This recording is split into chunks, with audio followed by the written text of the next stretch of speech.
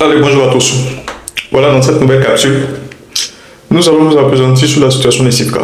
Oui, SIFCA, parce que on a aujourd'hui l'un des actionnaires des SIFCA qui, des fois, est chronique au sein de l'environnement politique ivoirien. Donc, il est impérieux pour nous de revenir un tout petit peu sur SIFCA, expliquer un peu la composition des SIFCA, les entités composantes de SIFCA, la naissance de SIFCA, la situation que traverse SIFCA actuellement, qui pourrait quand même susciter nos interrogations. Donc c'est une analyse objective que nous allons aujourd'hui répondre. Déjà en ce qui concerne nos SIFCA, je vais dire que c'est une fierté pour nous Ivoiriens de savoir qu'on a aujourd'hui une entreprise à la taille d'un champion national. SIFCA aujourd'hui a des représentations un peu partout en Afrique. Pas forcément partout, mais en Afrique de l'Ouest, nous sommes au Ghana, au Libéria et même en France. Voilà. Donc c'est une fierté.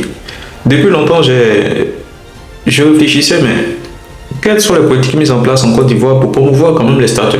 Parce que c'est aujourd'hui ça, le champ de bataille du président Tidjane Thiam. Comment faire pour faire croître la plupart des PME? Encourager le domaine de l'entrepreneuriat en Côte d'Ivoire. Permettre à nos entreprises d'occuper toute la place qui leur revient de droit. Parce qu'aujourd'hui, nous avons un nombre d'entreprises à l'international qui vont en Côte d'Ivoire créer la richesse et une fois après créer la richesse, la répatrier dans leur pays d'origine. Ce qui fait que ça ne profite aucunement pas à l'Ivoirien.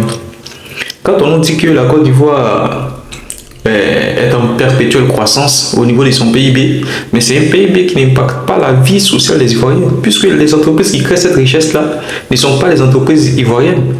Et si on avait plusieurs entreprises à la taille des SIFCA, je pense que la pauvreté, on aurait quand même lutté vraiment férocement contre la pauvreté.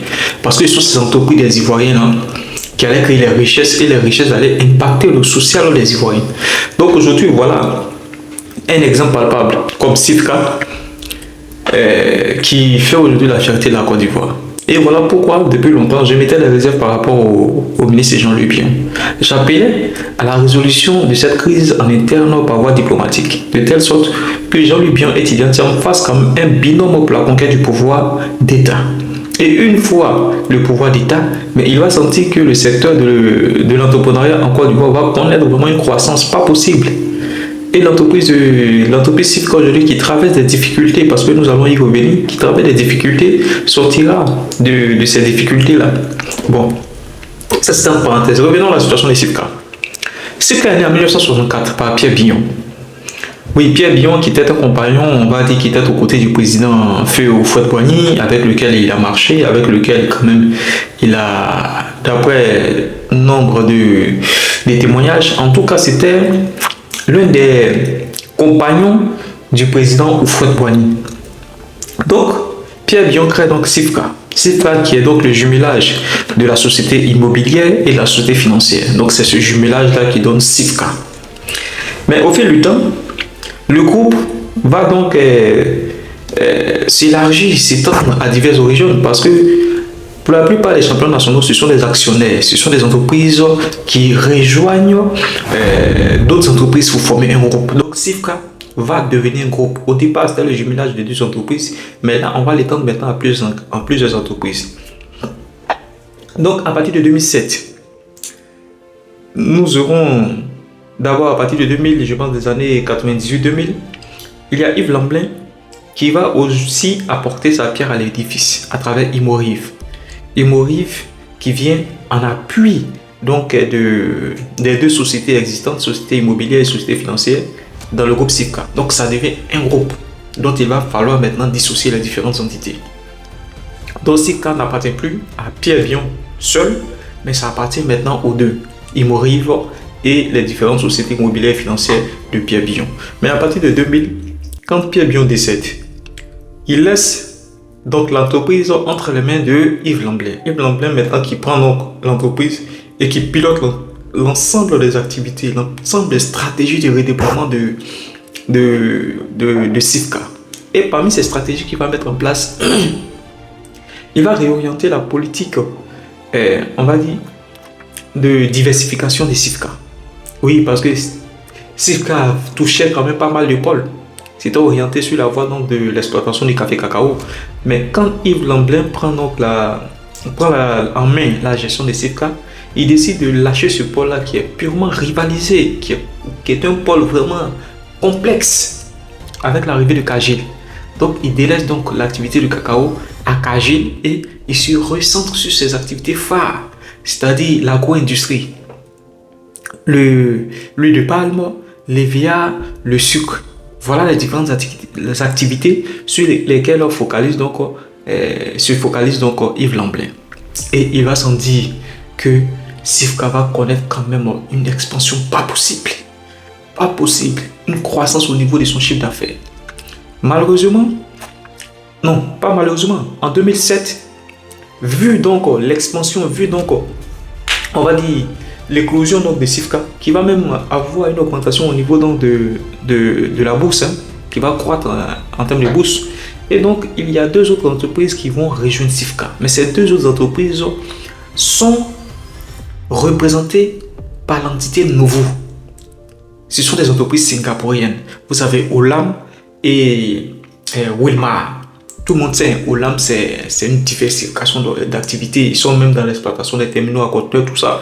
On aurait appris, je pense en 2020 ou 2019, qu'Ali Bongo avait même cédé le terminal à conteneurs d'Obendo à Olam.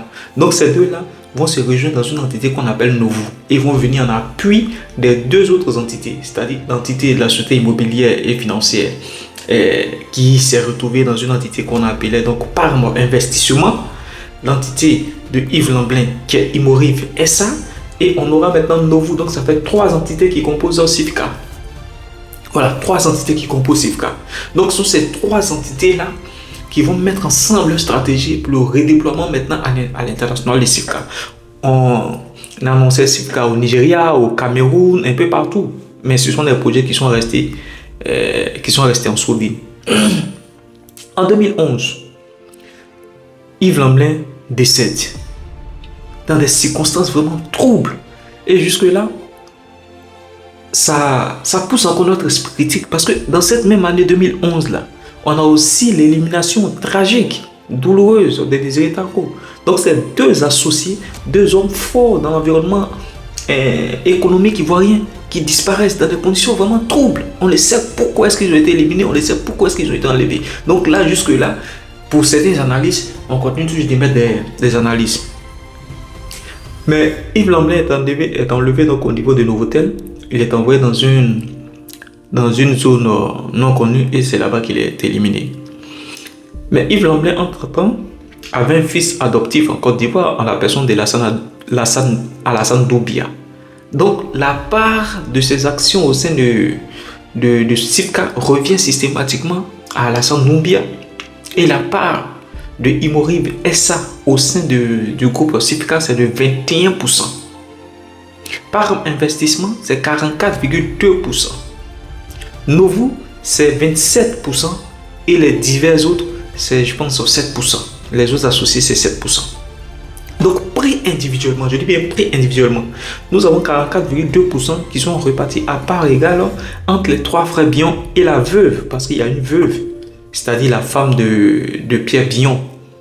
Voilà, la femme de Pierre Bion, parce qu'il a eu une femme, je ne sais quoi, mais on dit qu'il y a eu 4 parties dans Parme Investissement qui se partagent à part égale les 44,2%. Donc, pris individuellement, il va sans dire que Alassane Doubia devient l'actionnaire majoritaire. Et d'ailleurs, il sera bombardé PCA du groupe. Et c'est lui qui va aussi relever quand même la pente au niveau des Sifka. C'est lui qui va prendre des décisions pour la réorientation de la politique des Sifka, mais avec bien sûr l'aval des trois autres frères. Donc voilà un peu déjà la composition des Sifka. Mais depuis 2020, le dernier associé au nom de Novo, cumulant donc Olam et Wilma, va donc décider chercher à se retirer. Tout simplement parce que Sifka a une mauvaise orientation en termes de diversification, il n'y a plus de stratégie. Depuis, Yves Lamblin nous a quittés et malgré les énormes prouesses d'Alassane Doubia, Sifka peine quand même à remonter la pente, c'est très difficile. Et il y a même une entité qui veut quitter Sifka. Donc aujourd'hui, quand on voit un peu la situation qui prévaut au sein du PDCRDA, selon moi, le ministre Jean-Louis Bion est en train de lutter. Il veut tout faire pour prendre la tête de la Côte d'Ivoire et réorienter la politique des CIFCA.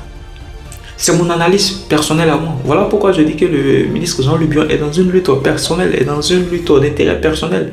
Parce qu'il y a la situation des CIFCA qui prévoit actuellement.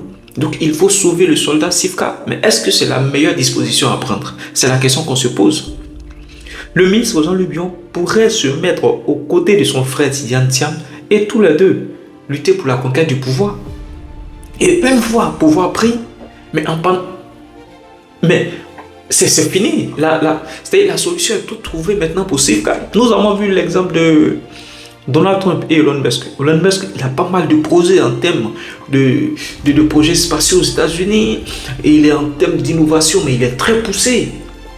Mais il pouvait prétendre aussi à la magistrature suprême. Mais non. Il a préféré apporter son soutien à Donald Trump. Et je pense que le ministre Tidiane Thiam, il est encore temps. Non, oui, il est encore temps. Vous pouvez faire marche arrière et rejoindre votre frère Tidiane Thiam pour la conquête du pouvoir d'État. Aujourd'hui, on peut se lancer des invectives. On peut s'attaquer.